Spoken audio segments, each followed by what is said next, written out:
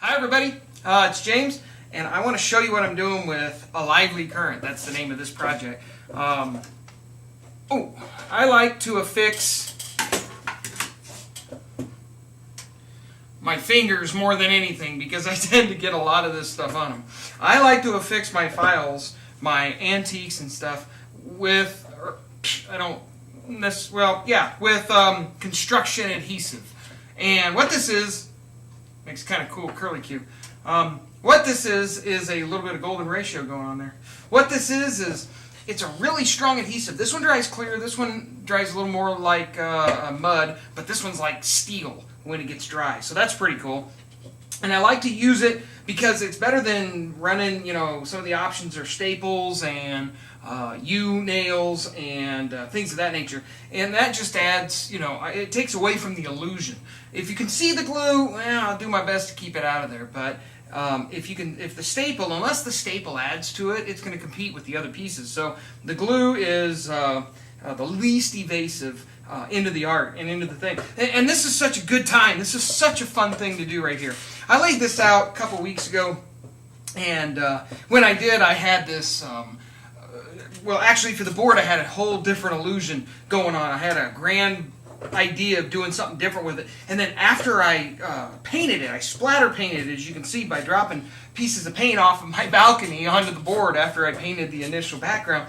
And I did that, and I painted the background with black and some white just to give it a little bit of depth. It's pretty subtle, but that's the idea, because usually when you're underwater you can't see very far, but you can still perceive depth.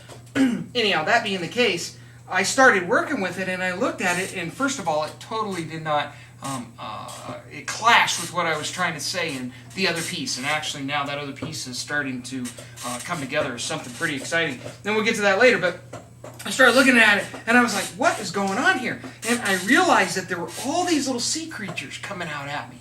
And, I like to find faces and things. You'll recognize that 7Arenas, one of the methods I use to communicate, if you will, or understand the unseen, is to recognize faces in different structures. And oftentimes I can read those faces and discover a whole new depth to something that before might have, plateaued in my mind, such as a landscape or a mountain range or something of that nature, but all the way down into art. And when I started seeing the faces, I recognized that they were little fishies, little sea creatures, little enemas, little crazy things that live in the sea. And then all of a sudden, you start recognizing it, and initially I think I had an outer space kind of theme going. So a few of these space creature looking guys come out. But what's at the very depth of the ocean oftentimes?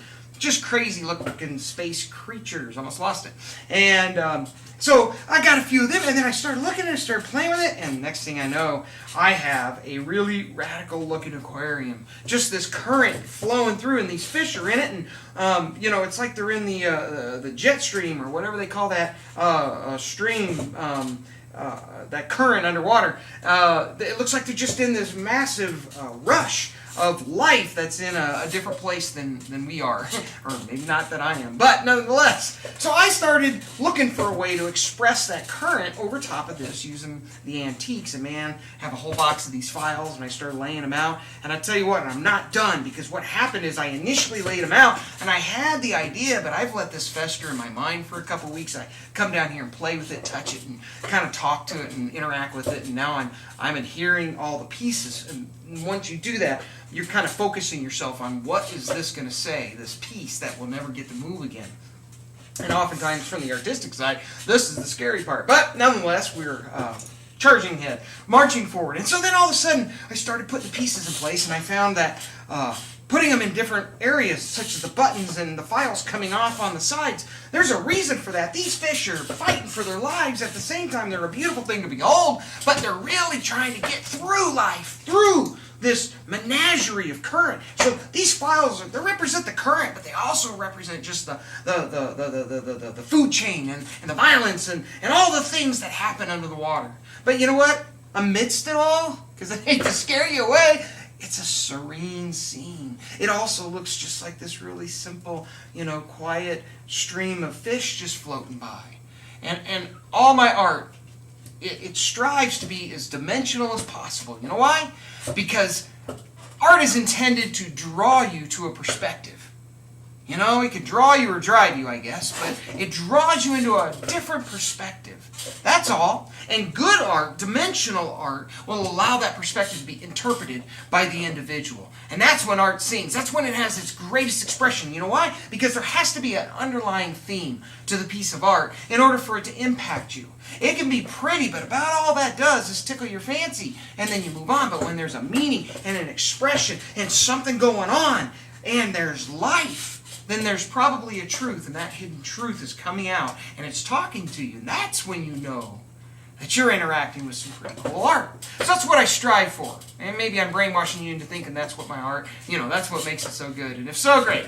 But that's what I strive for, and I think that's what all art ought to strive for. It ought not just to be a pretty arrangement of things that look pretty next to each other. Now, I'm all for the juxtaposition and the radical I'm trying to use big words. Diametric opposition of multiple colors across the color wheel, and lines and jagged edges and things that go bump in the night.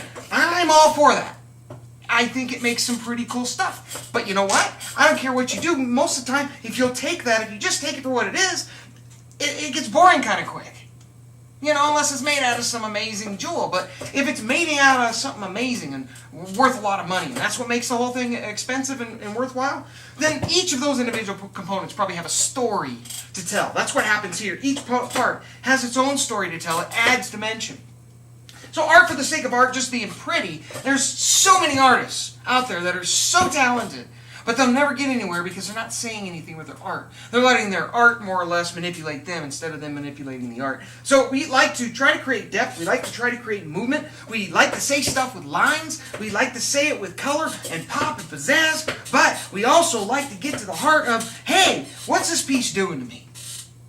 And if this piece invigorates you or if it calms you, either way, we've made progress. And that's what's important. All right. Where are we at? Good grief. If we philosophilize all philosophical long day, we'll get nowhere. This piece is yet to be put down. So, woo! Here we go.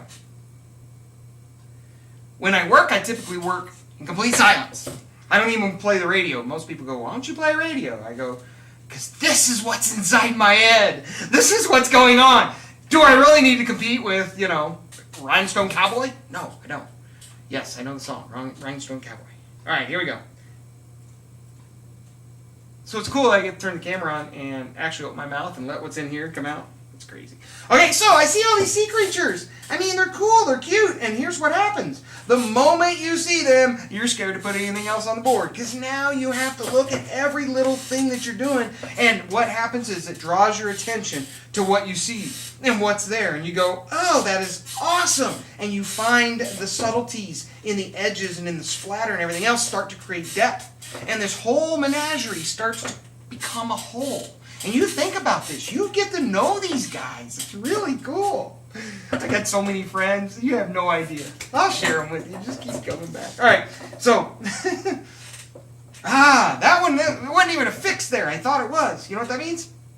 Because it's not affixed, and I thought it was, and I liked it. That's your art telling you to put it there. I know. Wacky, wacky, jacky. Okay, now, terrible about keeping clean. Craftsmanship's all about patience, I tell you, from the very get-go.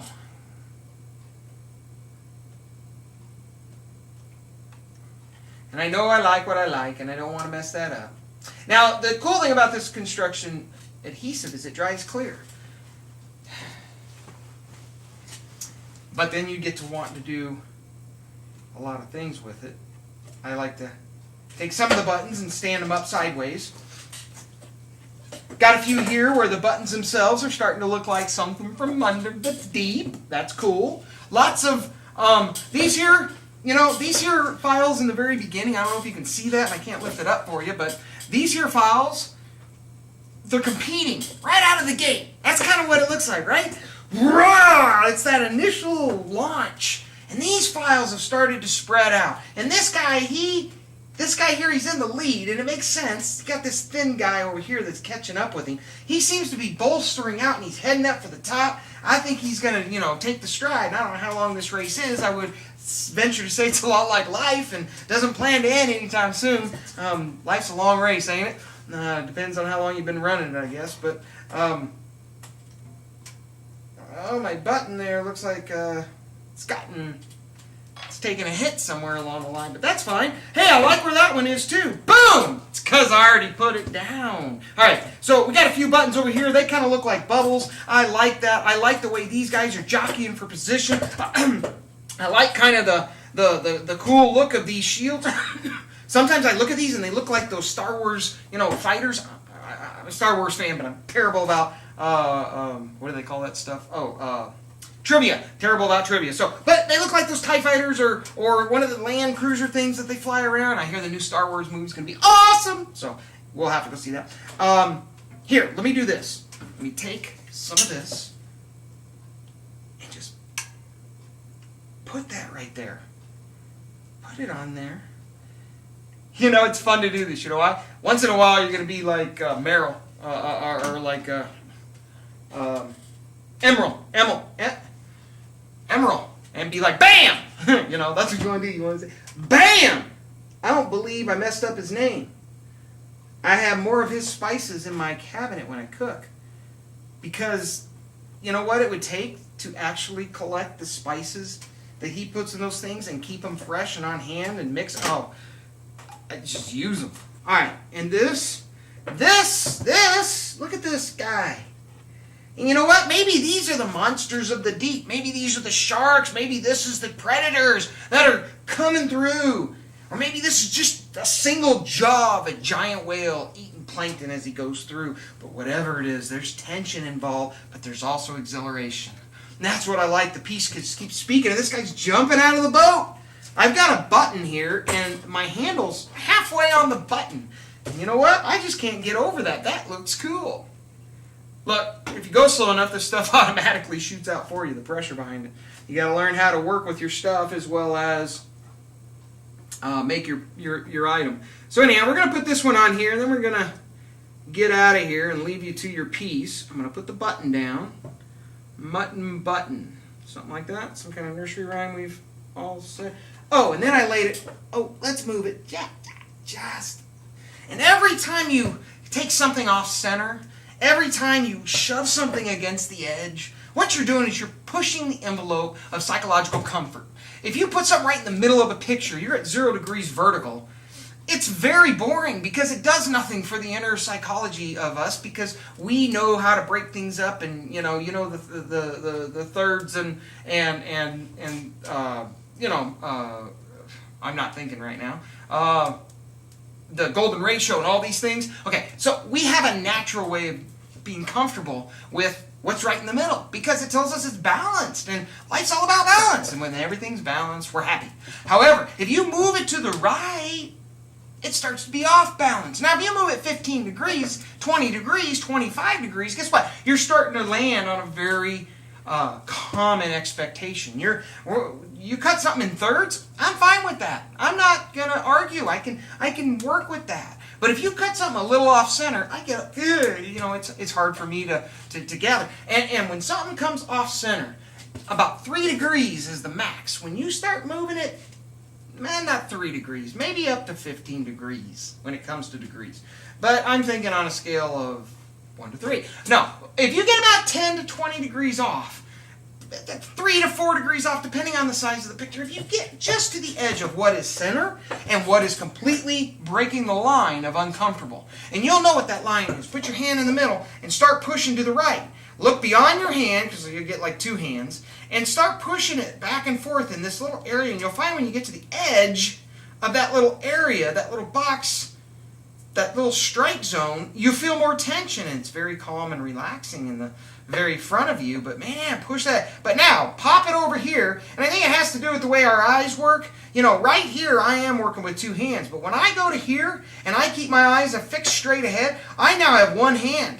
And it comes over here. That's why when you get a DUI or get pulled over for a DUI, this is how they test to see if you are been drinking. They tell you to follow the hand, right? And your eyes will shake if you get too far over here. But when I look straight ahead, I have 2 hands. So I feel this balance. But as you go here and you go here, I have my hands go from this far apart to this far apart, and they're almost at the single hand point, which is what I get to right about here.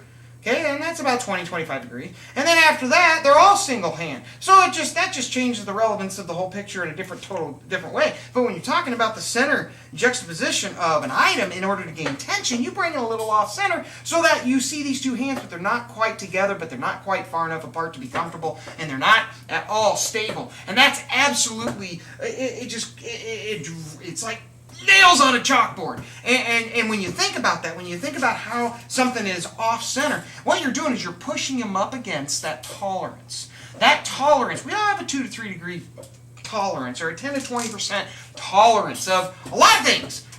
In some places our tolerance goes way out. Maybe with kids we have a long tolerance and a short fuse, or a long fuse but a big bang at the end of it. That's me. But when you just get a little bit off center, it starts to make you go, oh. And you see that with this, you see that with that button. It looks like that button got jammed underneath there. Maybe this shark just hit him with his tail. I don't know. That could be some good stuff. So anyhow, I like to do a little emerald, bam!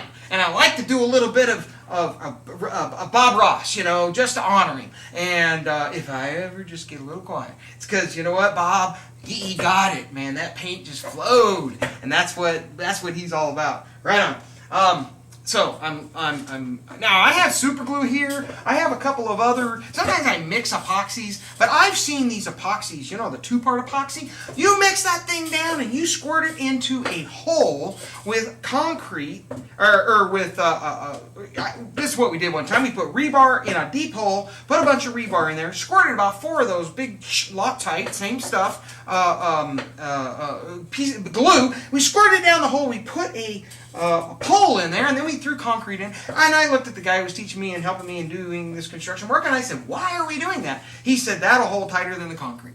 So it was from that point on that I realized I could use concrete adhesive in my art and probably get a good result.